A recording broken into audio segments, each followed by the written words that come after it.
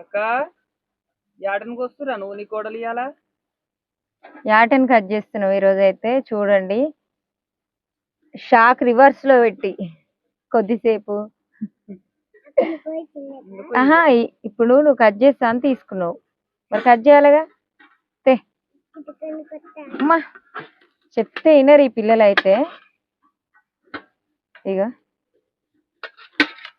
అమ్మో అమ్ములు బలం బాగానే ఉంది. ఇవి ఎందుకు కట్ చేస్తున్నావు అంటే పట్టుకో అమ్ములు, పట్టుకో కింద పడే.